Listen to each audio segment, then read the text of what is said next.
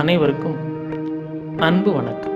இதுவரை நமது பிரபஞ்ச தியான மையத்தின் சேனலை சப்ஸ்கிரைப் செய்யாதவர்கள் இந்த வீடியோவுக்கு கீழே இருக்கும் ரெட் கலர் சப்ஸ்கிரைப் பட்டனை கிளிக் செய்து சப்ஸ்கிரைப் செய்து கொள்ளவும், கூடவே பெல் ஐக்கானை கிளிக் செய்யவும். புத்தம்புது வீடியோக்கள் உங்களுக்காக காத்திருக்கின்றன. நன்றி.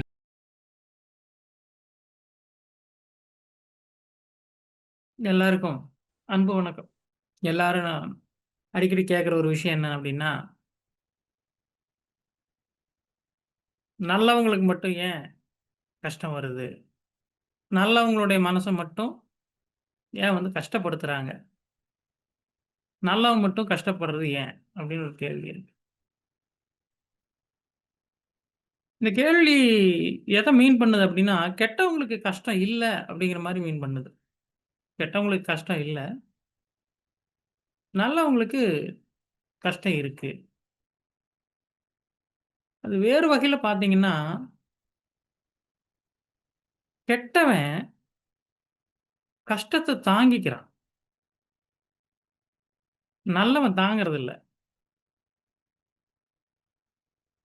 ஏன்னா, கெட்டவனுக்கு பார்த்தீங்கன்னா, அவனுக்கு தெரியும். என்னன்னு, நாம செஞ்சது தவறுன்னு அவனுக்கு தெரியும். அந்த தவறுக்கான தண்டனை தான் அந்த கஷ்டம்னு அவன் ஏத்துக்கிறான். இப்போ ஒரு திருடன் ஒரு வீட்டுக்குள்ள போய் திருடிட்டான். ஒரு பொருள திருடிட்டு வந்துட்டான். அவனுக்கு ஒரு 6 மாதம் சிறை தண்டனை குடுத்தாங்க. கவலைப்பட மாட்டான். ஜாலியா போயிட்டு 6 மாசத்த அங்க இருக்கிற நண்பர்களோட, சிறையில இருக்கிற நண்பர்களோட கழிச்சுட்டு ஜாலியா வெளிய வந்துடுவான். இப்ப வெளிய இருந்து பார்க்கும்போது நமக்கு என்ன ஒரு நல்லவன் பார்த்தான்னா என்ன அவனுக்கு தெரியும்னா, பாரு அவனுக்கு ஏதாவது கஷ்டம் இருக்கா?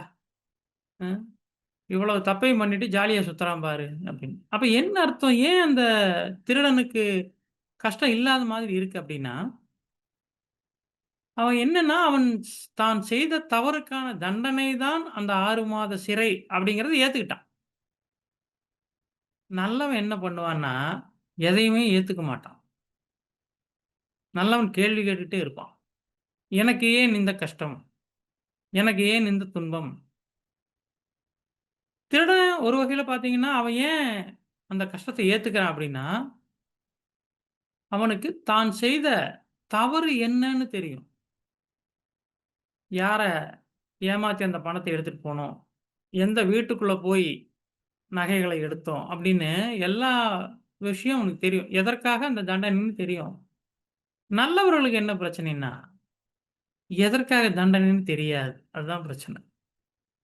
திருடன் போய் ஜெயில்ல இருக்கான் அப்படின்னா, அதுக்கு தெரியும் 6 மாசம் திருடனதுக்காக தண்டனை. சில பேர் என்ன பண்ணுவாங்கன்னா, பொய் வழக்குல உள்ள போடுவாங்க. அவங்களுக்கு தெரியாது. ஏன்னா, அவங்க தவறே செய்யலையே. இப்ப நல்லவர்கள் துன்பப்பட காரணம் தவறு செய்யாதது அல்ல. திருடன் தண்டனை திருடனுக்கு தண்டனை குடுக்குறது அவன் தவறு செய்யாதனால இல்ல. அப்ப தவறே செய்யாத நல்லவர்களுக்கும் தண்டனை கொடுக்கப்படுது. அதுவும் தவறு செய்யாததால் அல்ல. நல்லவர்களுக்கு வழங்கப்படும் தண்டனை அப்படிங்கிறது என்னன்னா, அவர்கள் தெரியாமல் செய்த தவறு. திருடனுக்கு தண்டனை கொடுக்கப்பட்டாலும் அது அவனை பாதிப்பதில்லை. ஏனென்றால், அது அவன் தெரிந்து செய்த தவறு. இப்போ தப்புன்னு சொல்லுவாங்க, தவறுன்னு சொல்லுவாங்க. 2க்கும் என்ன வித்தியாசம்? 2ம் ஒண்ணு தானே! இல்ல. தெரியாமல் செய்வது தவறு. தெரிந்தே செய்வது தப்பு. நல்லவர்கள் அறியாமையில் செய்வது தவறு. தெரியாம செஞ்சுட்டேன் அப்படின்னு சொல்லுவாங்க இல்லையா? அது தவறு. தெரிஞ்சே திருடுறது. திருடுனா ஜெயிலுக்கு போவோம்ன்னு தெரிஞ்சே திருடுறாங்க. அவர்கள் செய்வதற்கு பெயர் தப்பு அப்படின்னு பேர். அதனால தான் தவறுகளுக்கு மன்னிப்பு உண்டு. தப்புக்கு மன்னிப்பு கிடையாது. இறைவனுடைய ராஜ்யத்துல அறியாமை, தவறுகளுக்கு மன்னிப்பு உண்டு. தெரிந்தே செய்யும் தவறுகளுக்கு மன்னிப்பு இல்லை. இப்ப நல்லவர்களுக்கு ஏன் துன்பம்? அப்படின்னா, அவர்களுக்கு தாங்கள் செய்த தவறு என்ன என்பது என்று தெரியவில்லை. அதனால தான் ஞானிகள் என்ன சொல்கிறார்கள் என்றால், நீங்கள் தவறு செய்தால், ஒரு தப்பு செஞ்சீங்கன்னா, உங்களுக்கு தண்டனை நிச்சயம். அது உங்களுக்கு தண்டனை வழங்கப்பட்டது என்ன செஞ்சீங்கன்னு தெரியல அப்படின்னா, நீங்கள் தவறு செஞ்சிருப்பது நிச்சயம். தண்டனை வழங்கினால், நீங்கள் ஏதோ தவறு செய்திருக்கிறீர்கள் என்பது நிச்சயம். தவறு செய்தால் ஏதோ ஒரு தண்டனை இருக்கிறது என்பது நிச்சயம். ஒரு செயலினுடைய விளைவு தான் அது. அப்ப யாரும் சும்மா உங்களுக்கு ஒரு தண்டனை குடுக்க போறதில்ல. ஏதோ முதல்ல தெரிஞ்சதுனால அந்த தண்டனை அப்படின்னா, கொஞ்சம் மனசு ஆறிடும் நமக்கு. சரி இதுக்காக தான் தண்டனை அப்படி. நெறைய பேர் அதையும் ஏத்துக்க மாட்டாங்க.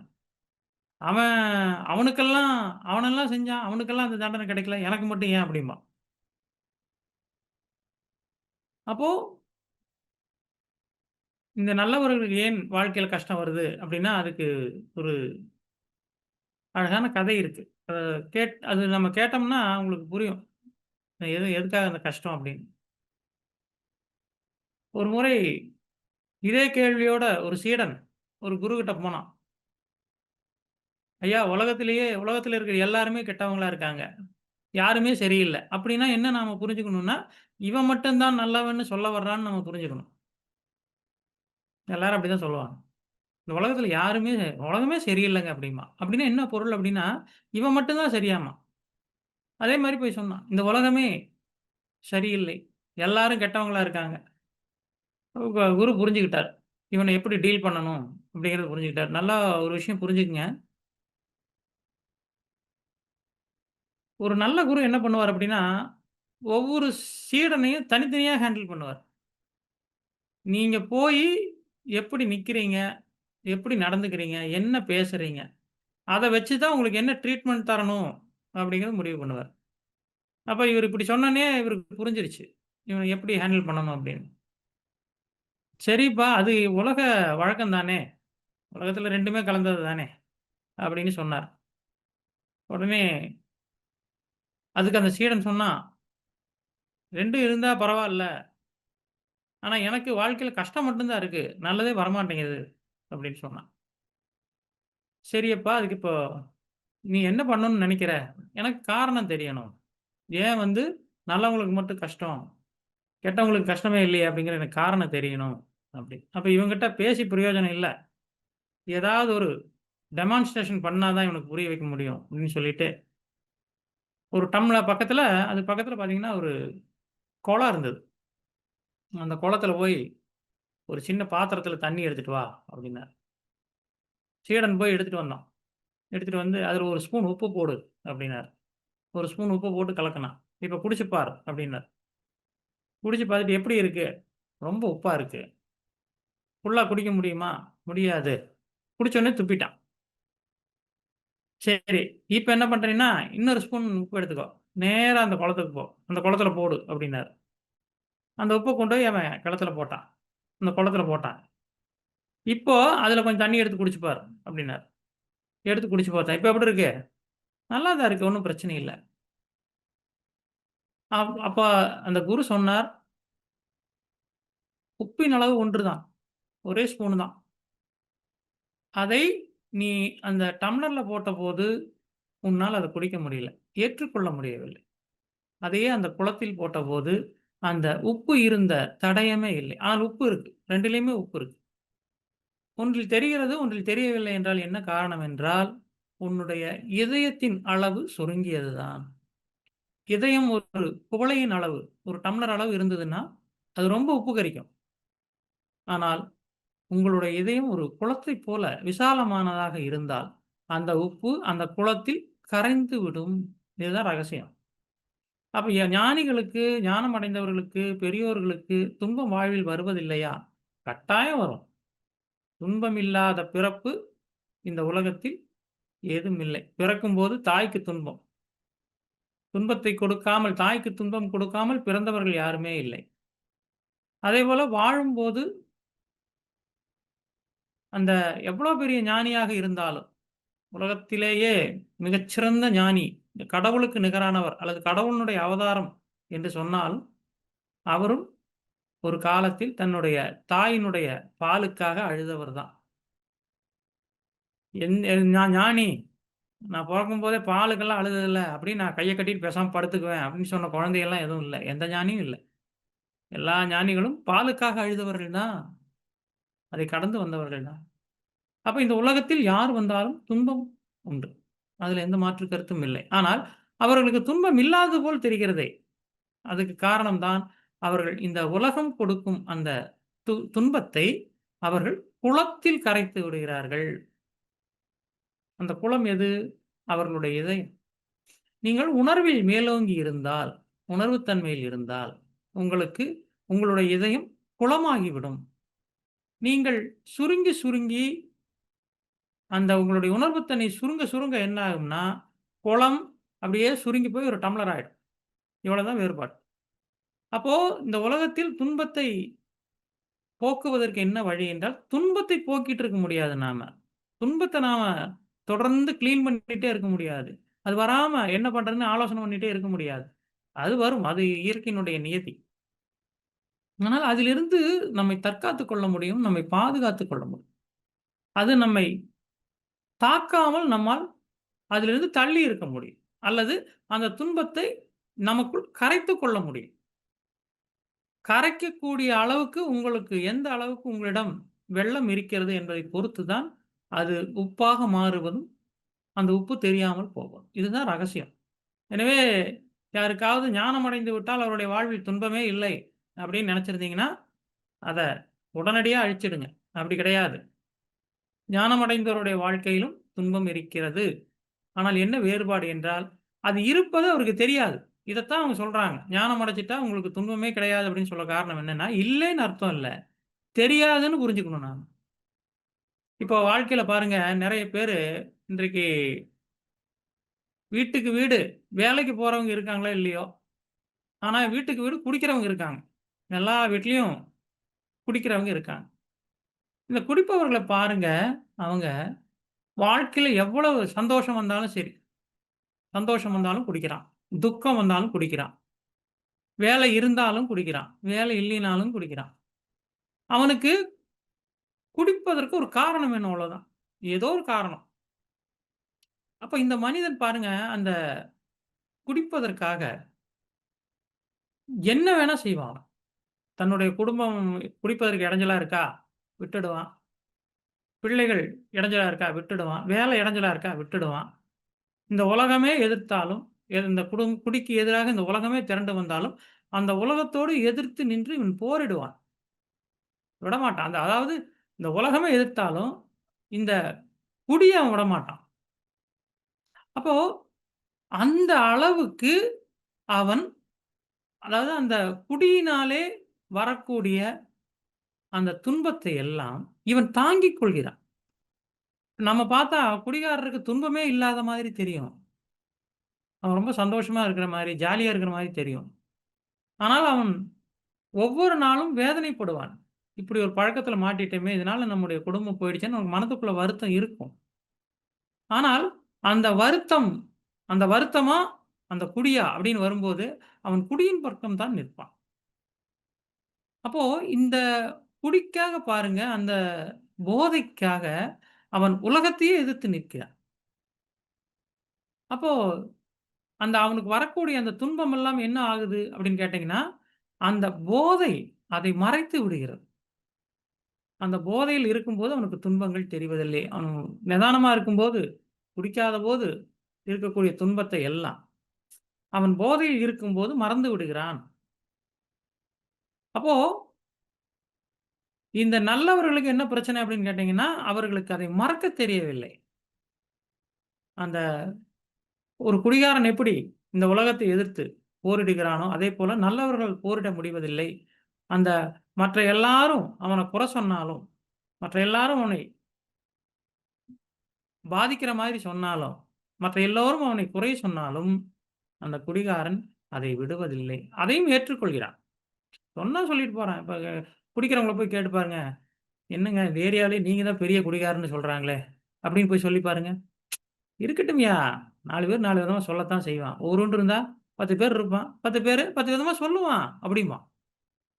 என்னமோ அவனுக்கு ஏதோ நோபல் பிரைஸ் குடுத்த மாரியும், ஆஸ்கார் அவார்டு குடுத்த மாரியும் அது பெருமையா ஏத்துக்குவான். சொல்லிட்டு போவான். "வா மாப்ள போலாம்" அப்படிம்பான்.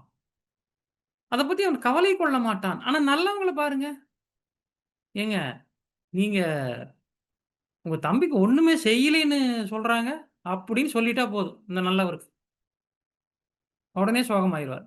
என் தம்பி நான் சின்ன வயசுலேருந்து நான் ஸ்கூலுக்கு போகாம அவன படிக்க வச்சேன். வேலையெல்லாம் வாங்கி குடுத்தேன். கல்யாணம் பண்ணி வச்சேன். அவனுக்காக நான் கல்யாணம் பண்ணிக்கல. அப்படின்னு பழைய ஹிஸ்டரி எல்லாம் எடுத்து பேச ஆரம்பிச்சுருவார். அப்போ ஒரு ஒருவர் மீது குறை சொல்லும்போது, இந்த உலகம் பழி சொல்லும்போது, குடிகாரர்கள் அதை அலட்சியப்படுத்துகிறார்கள். அல்லது அவங்க அத ஏத்துக்கிறாங்க. அவங்க அப்படிதான்யா சொல்லுவாங்க. அவங்களுக்காகலாம் நம்ம குடிக்காம இருக்க முடியுமா? அப்படின்னு அத ஏத்துக்கிறாங்க. நல்லவர்களுக்கு பிரச்சனை என்னன்னா, அத ஏற்றுக்க முடியல. என்ன எப்படி அவன் அப்படி சொல்லுவான்? அப்படி. எனவே இதுதான் அதனுடைய ரகசியம். என்னன்னா, நல்லவர்களுக்கு துன்பம் வர காரணம் என்ன? கெட்டவர்களுக்கும் துன்பம் இருக்கு. நல்லவர்களுக்கு மட்டுமே இல்ல. இந்த உலகத்துல இருக்க எல்லாருக்கும். ஒரு எறும்பு பாருங்க, ஒரு புல்லு பாருங்க, எல்லாத்துக்கும் துன்பம் இருக்கு. இந்த மனிதனுக்கு மட்டுமே என்ன சிக்கல் அப்படின்னா, அவன் எல்லாத்துலயுமே முதல் இடத்துல இருக்கணும்னு நெனைக்கிறாங்க. எல்லாத்துலயுமே அறிவுல, அழகுல, இந்த உலகத்து பொருட்களை ஆள்றதுல, இந்த உயிர்களை எல்லாம் கட்டுப்படுத்துறதுல, அவன் முதல் இடத்துல இருக்கணும் அப்படின்னு நெனைக்கிறான். அப்ப என்ன அவனுக்கு தோணிருது அப்படின்னா, துன்பத்திலயும் நான் தான் முதலிடம். ஒரு முறை ஒரு தர்காவுல, ஒரு மசூதியில போய் அந்த பகுதியினுடைய நவாப், அரசர் போய் வணங்க போயிருந்தார். அப்போ காலை நேரம் 5 மணிக்கு தொழுவாங்க.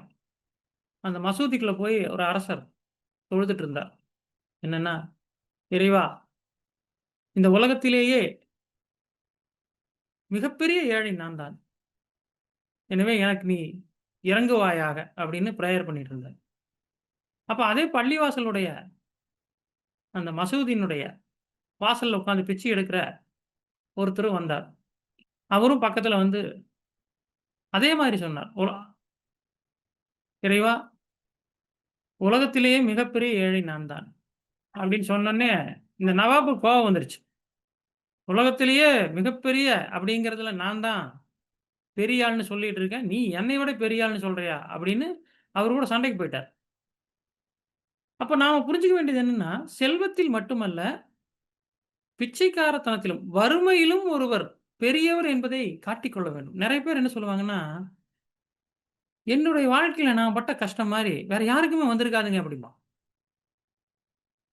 என்னமோ கின்னஸ் ரெக்கார்ட்ல இவங்க பேர் வந்த மாரியே சொல்லுவாங்க. கின்னஸ்ல உலகத்திலேயே கஷ்டப்பட்டது ஏன்னா, கின்னஸ் ரெக்கார்டுங்கிறது அப்படிதான். உலகத்திலேயே அதுவரையிலும் செய்யாத ஒருவர் ஏதோ ஒரு சாதனை செய்துவிட்டால், அந்த பேர் தான் அந்த புக்ல இருக்கும். இவரு அதுக்கெல்லாம் நம்மள ரெஃபர் பண்ண சொல்லுவார். நீங்க கொஞ்சம் சிபாரிசு பண்ணுங்களேன்.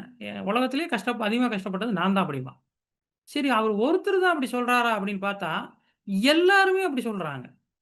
பார்க்கிற எல்லாருமே சொல்றது என்ன அப்படின்னா, உலகத்திலேயே அதிகமாக துன்பப்படுபவன் நான் தான்.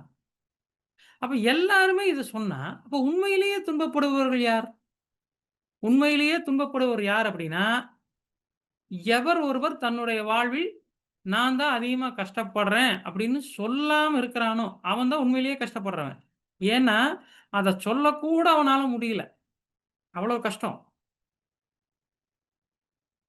அப்போ உங்களுக்கு இருக்கிறதுலயே நோயிலேயே பெரிய நோய் என்ன அப்படின்னு கேட்டீங்கன்னா, எனக்கு தலை வலிக்குது, கால் வலிக்குது, இடுப்பு வலிக்குதுங்கிறதெல்லாம் இல்ல. கோமாவுல கிடக்குறான் பாருங்க. அதுதான் மிகப்பெரிய நோய். ஏன்னா, அவனுக்கு என்ன நடக்குன்னு சொல்லக்கூட தெரியாது. அந்த மாரி உலகத்துல எனக்கு தான் துன்பம் அதிகம்ன்னு யாராவது சொன்னா, அவருக்கு துன்பத்த பத்தி தெரியலன்னு அர்த்தம். நாம என்ன புரிஞ்சுக்கணும்னா, நீங்க யார்ட்டயாவது ஃபோன் பண்ணி, "என்னுடைய வாழ்க்கையில இந்த பிரச்சனை இருக்குது. என்ன மாரி இந்த வாழ்க்கையில பிரச்சனை ஒருத்தன் வந்திருந்தான்னா, அவன் என்னைக்கோ அது ஏதாவது பண்ணிக்குவான். ஆனா நான் இன்னும் போராடி வாழ்ந்துகிட்டு இருக்கேன்." அப்படின்னு சொல்லிக்கிட்டு இருப்பான். அவன் மனசுல என்ன நெனைப்பான்னா, "என்னுடைய கதைய பத்தி உனக்கு தெரியாது. நான் சொல்ல ஆரம்பிச்சேன்னா, உன்ன ஓவர்டேக் பண்ணிடுவேன். அத விட பிரச்சனையில நான் வாழ்ந்தேன்." அவன் நெனச்சுட்டு இருப்பான். அப்புறம் இன்னொரு சந்தர்ப்பத்துல என்ன சொல்லுவான்னா, அவன் இவன்கிட்ட திருப்பி சொல்லிட்டு இருப்பான். அப்படி உங்கள் வாழ்க்கையில் நான் தான் அதிகமான துன்பத்தை அடைந்தேன் அப்படின்னு நீங்க சொன்னீங்கன்னா, உங்களுக்கு துன்பத்தை பற்றி ஏதும் தெரியாது. இப்போ என்கிட்ட எல்லாரும் பிரச்சனைய சொல்றாங்க. அவங்க துன்பத்த சொல்றாங்க. நான் யாருகிட்டயாவது அந்த துன்பத்த சொல்லியிருக்கேனா? பிரச்சனை யார்ட்டயாவது நான் சொல்லியிருக்கேனா? நீங்க என்ன நெனைப்பீங்கன்னா, எனக்கு பிரச்சனை இல்லன்னு நெனைப்பீங்க. பிரச்சனைய சொல்லக்கூட முடியல. அவ்வளவு பிரச்சனை. எல்லா ஞானிகளுக்கும் அதுதான். இப்ப ரமணர் இருந்தாரு. அவர்கிட்ட போய் எல்லாரும் துன்பத்த சொல்லிட்டு இருந்தாங்க. பிரச்சனைய சொல்லிட்டு இருந்தாங்க. ஆனா, அவருக்கு இருக்கிறது தான் உண்மையிலேயே பிரச்சனை. அவருக்கு குடும்பம் கிடையாது. வயசாயிடுச்சு. பணம் எதுவும் இல்ல. புற்றுநோய் வேற வந்துடுச்சு. அதுல போராடிக்கிட்டு இருக்காரு. அவருகிட்ட போய் இவன் பிரச்சனைய சொல்லிட்டு இருப்பான். அவரு பேசாம இருப்பாரு. இவங்கலாம் என்ன நினைப்பாங்கன்னா, அவருக்கு துன்பமே இல்லை. அவருக்கு துன்பத்த சொல்லக்கூட முடியல. அவ்வளவு துன்பம் அவருக்கு. அப்போ ஒருவர் துன்பத்தை பற்றி சொல்வதில்லை அப்படின்னா, ஒரு துன்பம் இல்லைன்னு அர்த்தம் இல்ல. அதை சொல்வதற்கு கூட அவரால முடியலை. அவ்வளவு துன்பங்க. ஆனா, அவர்கள் அத பொருட்படுத்துறதில்ல அவ்வளவுதான். அத பெருசா நெனச்சுக்கிறது இல்ல. அப்போ நல்லவர்களுக்கு மட்டுமே ஏன் துன்பம்? கெட்டவர்களுக்கு ஏன் இல்லை அப்படின்னா, 2 இந்த உலகத்துல இருக்கிற எல்லாருக்கும் துன்பம் இருக்கு. நல்லவனுக்கு இருக்கு, கெட்டவனுக்கு இருக்கு. இன்னும் சொல்லப்போனா இந்த உலகத்துல ஜாதி பாகுபாடு பாப்பாங்க. ஆண், பெண் பாலினம் பாப்பாங்க. பணக்காரன், ஏழை, உயர்வு, தாழ்வு பாப்பாங்க. அதே மாரி நாட்டுக்கு நாடு வித்தியாசம் பாப்பாங்க. இப்படி நெறைய வேறுபாடுகள பாப்பாங்க. கருப்பர், வெள்ளையர் இப்படியெல்லாம் பாப்பாங்க. ஆனால் உலகத்திலேயே வேறுபாடு பார்க்காத 2டே விஷயம் என்ன அப்படின்னு கேட்டீங்கன்னா, 1 துன்பம். துன்பம் என்னன்னா, பாகுபாடே பார்க்காது.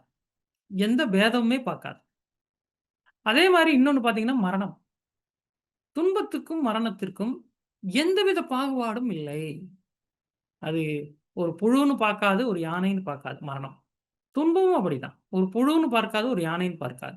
இந்த 2க்குமான எந்த வேறுபாட்டையும் காணாமல், எல்லாவற்றையும் சமமாக காண்பது இந்த 2ம் தான். அதனால தான் உலகத்துல ஒருவர் கடவுளை பார்க்காம போலாம். கடவுள பத்தி தெரிஞ்சுக்காம போலாம். கடவுளே இல்லைன்னு சொல்லலாம். கடவுள் அப்படிங்கிற ஒரு விஷயமே இந்த உலகத்துல கிடையாது. கடவுள் இந்த உலகத்தையே படைக்கவில்லை அப்படின்னு கூட அவர் மறுக்கலாம். ஆனால், அந்த மனிதரால் கூட இந்த உலகில் துன்பம் இல்லை என்று மறுக்க முடியாது. புத்தரே துன்பத்த ஒத்துக்கிறார். வாழ்க்கையில் துன்பம் இருக்கிறது அப்படிங்கிறத ஒத்துக்கிறார். அவரு அவரு கடவுள் இல்லைன்னு சொல்றார். ஆன்மா இல்லைன்னு சொல்றார். ஆனா, துன்பம் இருக்குன்னு ஒத்துக்கிறார். அதேபோல மரணமும் இருக்கிறது என்று ஒப்புக்கொள்கிறார். அப்போ இந்த உலகத்தில் துன்பமும், மரணமும் எப்போதும் கடவுளை பார்க்காத மனிதர் கூட, கடவுள் அப்படிங்கிறது ஒண்ணு இருக்கா? இல்லையா? அப்படிங்கிறத விட, இன்னும் சொல்லப்போனா கடவுள்ல கூட வேறுபாடு உண்டு. இந்த கடவுள் பெருசு, அந்த கடவுள் பெருசு அப்படின்னுலாம் இருக்கு. ஆனால் எல்லாருக்கும் சமமாக ஒரே கடவுள் அப்படின்னு பார்த்தீங்கன்னா, அது துன்பம் தான். அது எல்லாருக்கும் பொதுவானது. நான் இந்த சாமிய தான் கும்பிடுவேன், அந்த சாமிய தான் கும்பிடுவேன் அப்படின்னு சொல்றவங்க கூட, நான் இந்த துன்பத்த ஏத்துக்குவேன், அந்த துன்பத்த ஏத்துக்குவேன்னு பிரிக்க முடியாது. துன்பம்னா துன்பம் தான். எனவே மனிதர்களுக்கும் இந்த இந்த உலகத்தில் இருக்கக்கூடிய எல்லா உயிர்களுக்கும் பேதமற்று முழுமையாக ஏக இறைவனாக இருப்பது எதுன்னு கேட்டீங்கன்னா, துன்பம் தான். அது நல்லவர்கள், கெட்டவர்கள் பார்க்கிறது இல்ல. ஏழை, பணக்காரன் பார்க்கிறது இல்ல. வயசானவங்க, இளவயசன் பார்க்கிறது இல்ல. அதுக்கு அது ஐந்தறிவு ஜீவன் அப்படின்னு பார்க்கிறது இல்ல. எல்லாருக்கும் தன்னுடைய பிரசன்ஸை, இருப்பை அது தாராளமாக வழங்குகிறது. இன்னும் சொல்லப்போனா, எல்லாரும் மற்றவங்ககிட்ட இருக்கிற ஏதோ ஒரு விஷயத்த பார்த்து பொறாமைப்படுவாங்க. அவங்ககிட்ட நெறைய பணம் இருக்கு, நெறைய அழகு இருக்கு, நெறைய அதிகாரம் இருக்கு. அவன்ட்ட நெறைய சொந்தக்காரங்க இருக்காங்க. நெறைய வீடு, வாசல், சொத்துன்னு நெறைய வச்சிருக்கான். அப்படின்லாம் பொறாமைப்படுவாங்க. ஆனா மனிதர்கள் பொறாமைப்படாத ஒரே விஷயம் என்ன அப்படின்னு கேட்டீங்கன்னா, மற்றவர்கள்கிட்ட இருக்கக்கூடிய துன்பத்த. இன்னொரு மனிதனிடம் இருக்கக்கூடிய துன்பத்தைக் கண்டு பொறாமப்பட மாட்டான். சந்தோஷப்படுவான். அது வேற. ஆனா பொறாமப்பட மாட்டான். ஐயோ! அவன்கிட்ட இருக்கிறது என்கிட்ட இல்லையே அப்படின்னு பொறாமப்படாத இந்த மனிதர்கள் பொறாமப்படாத ஒரே விஷயம் துன்பம் தான். அவன்கிட்ட இருக்கிற அளவுக்கு துன்பம் எனக்கு இல்லையே அப்படின்னு எந்த மனிதரும் பொறாமைப்படுவதில்லை. பாருங்க, அந்த அது எல்லா எல்லா நன்மைகளையும் பொறாமை நெருங்கும். பொறாமைங்கிற கரையான் எல்லா நன்மைகளையும் அரிக்கும். ஆனால் துன்பம் என்ற நெருப்பை எந்த கரையானும் நெருங்குவதில்லை. இதுதான் ரகசியம். அப்ப எவன் ஒருவன் அந்த துன்பத்தை ஏற்றுக்கொள்கிறானோ, ஏன்னா எந்த உயிரும் துன்பத்த நிராகரிக்குது. எதிர்வினையாற்றுகிறது. துன்பத்திற்காக எதிர்வினையாற்றுகிறது. அப்போ துன்பம் நித்தியமானது. இந்த உலகம் தோன்றியதிலிருந்து இந்த உலகம் மறையும் வரை இருக்கப் போவது நித்தியமான ஒன்று துன்பம் தான். அதில எந்த மாற்று கருத்தும் இல்லை. அது இன்னும் சொல்லப்போனா அதுக்கு இணையாக இன்னொன்று இல்லவே இல்லை. அப்ப துன்பத்துக்கு இணையா நாம இன்பத்த வைக்கலாமா அப்படின்னு பார்த்தீங்கன்னா, நிக்காது. காரணம் என்ன அப்படின்னு கேட்டீங்கன்னா, இது ஸ்டாண்டர்டா நிக்கிற மாரி இன்பத்தால நிக்க முடியாது. இன்பம் கொஞ்சம் துன்பத்தோட ஓடும்போது, அதாவது இன்பத்துக்கும், துன்பத்துக்கும் நீங்க ஓட்டப்பந்தயம் வச்சீங்கன்னா, இன்பம் பாதியிலேயே சோர்ந்துடும். கொஞ்ச தூரத்திலேயே சோர்ந்துடும். இன்பம் நான் ஸ்டாப்பா ஓடிக்கிட்டு இருக்கும். துன்பம். என்ன காரணம்? அதனுடைய ஸ்டெமினா அப்படி. அது கூட நீ போட்டி போட்டு எதுவுமே ஜெயிக்க முடியாது. துன்பத்துடன் போட்டியிட்டு வென்றவர்கள் யாரும் இல்லை.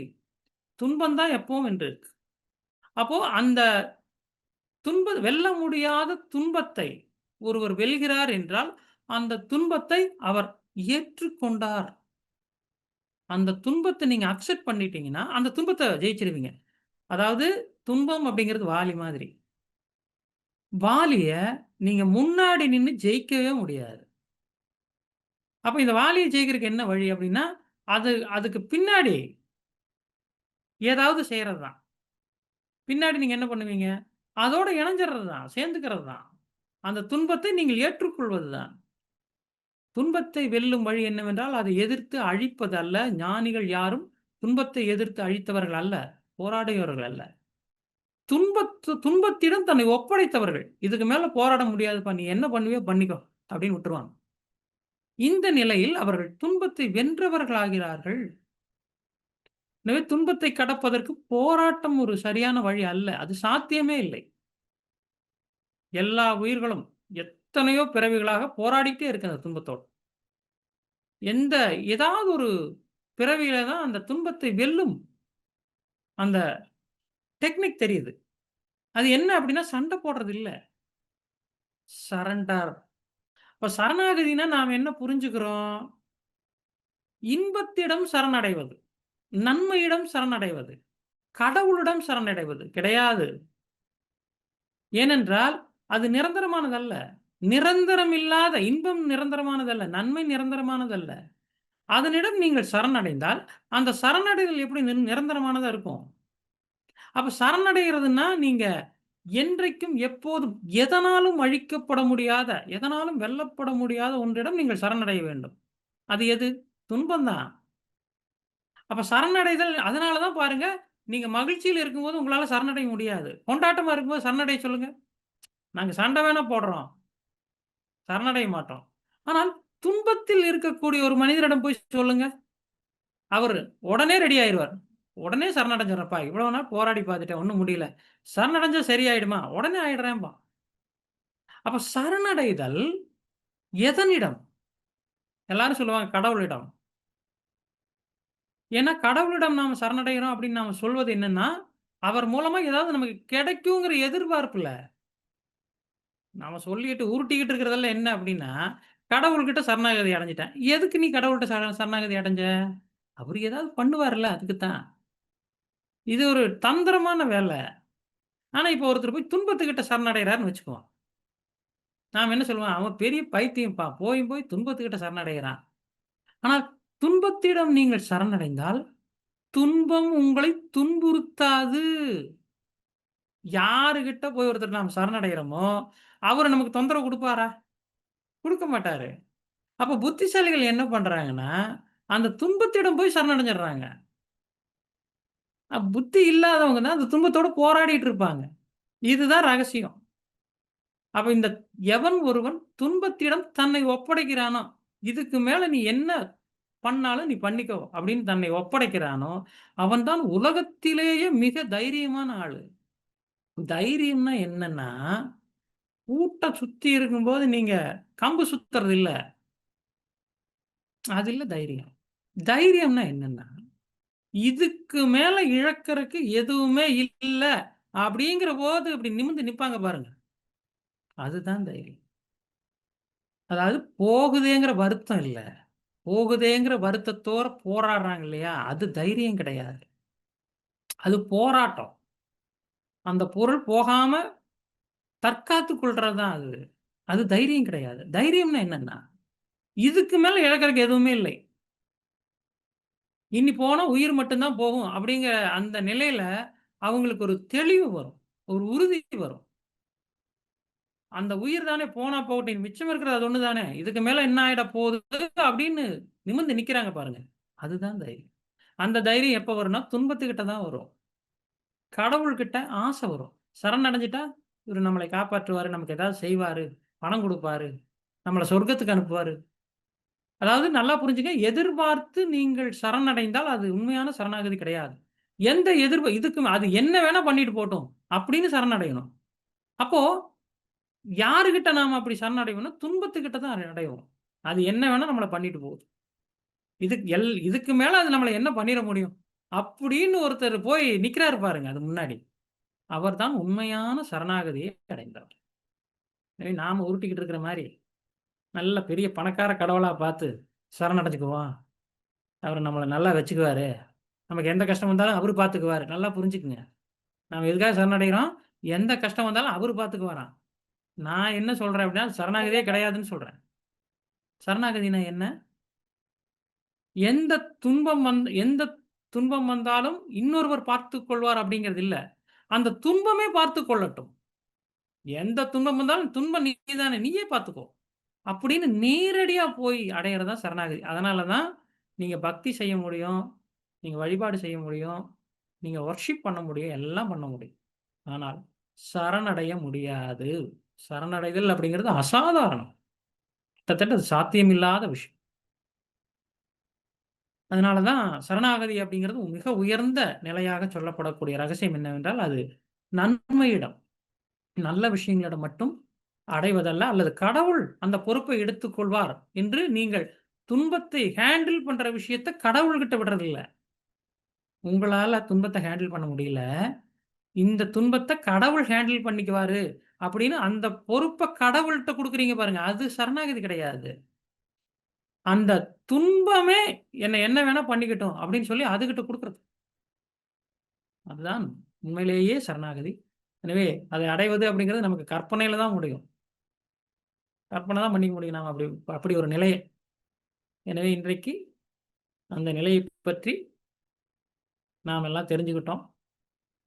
இந்த வீடியோ உங்களுக்கு பிடித்திருந்தால் லைக் செய்து உங்கள் நண்பர்களுக்கு ஷேர் செய்யவும். மேலும் உங்களின் மேலான கருத்துக்களை கீழே உள்ள கமெண்ட் பாக்ஸில் கமெண்ட் செய்யவும். மேலும் 9566293484 என்ற எண்ணிற்கு வாட்ஸ்அப்பில் தொடர்பு கொண்டு தகவல்களை பெறவும் உங்களது கருத்துக்களையும் தெரிவிக்கவும். அனைவருக்கும் நன்றி, வணக்கம்.